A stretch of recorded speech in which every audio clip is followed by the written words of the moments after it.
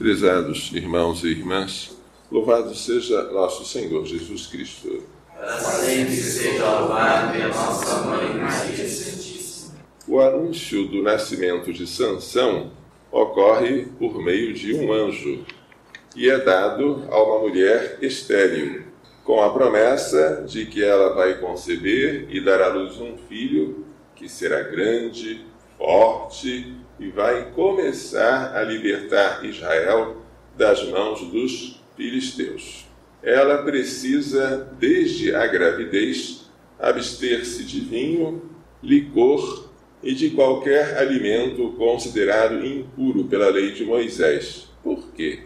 Porque desde o seio materno, este menino será consagrado ao Senhor. As prescrições do anjo em relação à mãe de Sansão são as prescrições de um voto que se fazia do nazireato. Quem fazia esse voto era chamado nazireu. O nazireu não bebia vinho e deixava o cabelo crescer. Assim aconteceria com Sansão. A navalha não passaria na sua cabeça. Mas este anjo, que tinha um aspecto terrível, assustou a mulher, que foi chamar o marido, explicou o que aconteceu. O marido foi à presença do anjo com ela, apavorou-se, dizendo: certamente morreremos, porque vimos o Senhor face a face. Não era o Senhor, era o anjo do Senhor, mas o anjo reflete a luz de Deus. A mulher disse: mas se o Senhor nos quisesse matar, não nos teria dado esta boa notícia, nem teria aceitado a nossa oferta, o nosso holocausto. Então ela concebeu, deu à luz um filho, deu-lhe o nome de Sansão, e o menino cresceu e o Senhor o abençoou. A história de Sansão é a história de um herói com uma força extraordinária, com um grande poder de vitória, um herói que no Antigo Testamento ainda está também marcado pelas suas fraquezas, mas ele serve como tipo do santo cujo nascimento é anunciado hoje, o nascimento de João Batista. O Salmo 70, que nós lemos em seguida, fala da presença de Deus em nós no seio materno. Sois meu apoio desde antes que eu nascesse, desde o seio maternal o meu amparo. A história do anúncio do nascimento de João Batista é dada não à mãe, mas ao pai. O pai era sacerdote, portanto, era da descendência de Arão. São Lucas faz questão de dizer que também Isabel, a esposa, era da descendência de Arão, e que eram justos, obedeciam os mandamentos de Deus, mas não tinham filhos, porque Isabel era estéril, o que era considerado uma desonra e uma vergonha. Zacarias foi escalado para exercer a sua função sacerdotal no templo e fazer a oferta do incenso, renovando as brasas do altar, que deveriam ficar sempre acesas, mas o anjo apareceu enquanto o incenso estava sendo oferecido. Apareceu à direita do altar. Zacarias ficou perturbado, temeroso, e como de costume, o anjo diz: não temas. Por quê? Porque a tua oração foi ouvida por Deus. A tua esposa terá um filho e tu lhe darás o nome de João. E tu ficarás alegre e feliz. João quer dizer Javé é favorável. Javé é misericórdia. Ele vai ser grande diante do Senhor. A grandeza de João será bem maior que a de Sansão. Não será uma grandeza muscular, mas uma grandeza espiritual. Da mesma forma que Sansão, ele não vai beber vinho nem bebida fermentada. Desde o ventre materno ele vai ficar repleto do Espírito Santo. Quando Maria Santíssima visitar Isabel, o menino que estará no ventre dela, João, saltará de alegria na presença do Messias, Jesus, no ventre de Maria. A efusão do Espírito Santo já começará, portanto, na sua vida intrauterina, no estágio de gravidez. E o que João vai fazer? João vai reconduzir muitos do povo de Israel ao Senhor seu Deus. Ele vai converter o povo.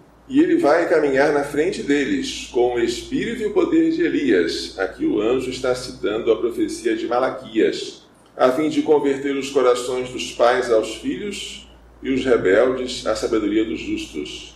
João vai ter uma missão de sanar as feridas, prestem atenção, dentro da própria família, converter os corações dos pais aos filhos, preparando para o Senhor um povo bem disposto.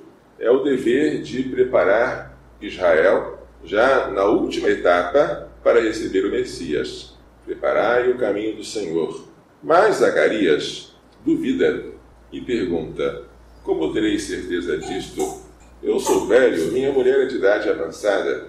A pergunta é inspirada por uma dúvida, não por uma perturbação de outra natureza, como foi a pergunta de Maria: como acontecerá isto se não conheço o homem? É castigada com a mudez. Ficarás mudo, não poderás falar, até o dia em que estas coisas acontecerem, porque não creste nas minhas palavras que se hão de cumprir no tempo certo. E Zacarias, mudo, demora a sair do templo. O povo que está do lado de fora estranha, e quando ele sai, não consegue pronunciar a bênção.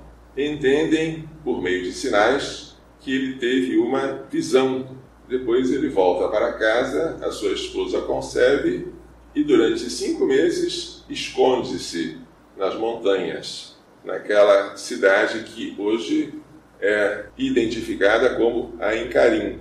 5 meses. O que vai acontecer no 6º mês? A visita de Nossa Senhora a Isabel. E ela dirá: eis o que o Senhor fez por mim, nos dias em que ele se dignou tirar-me da humilhação pública. A humilhação pública era a esterilidade, a privação de filhos. João será grande. E como será grande? Entre os nascidos de mulher, dirá Jesus, não houve ninguém maior que João Batista. Que grandeza! Tinha que ser muito grande para poder batizar Jesus, para mergulhar nas águas do autor do batismo. A grandeza de João está sobretudo na sua humildade. Convém que ele cresça e eu diminua.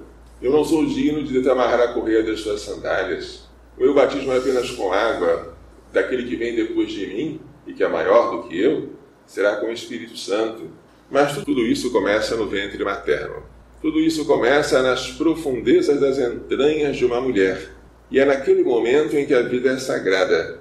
E a sacralidade da vida, se não for admitida desde o início, não há motivo para admiti-la depois.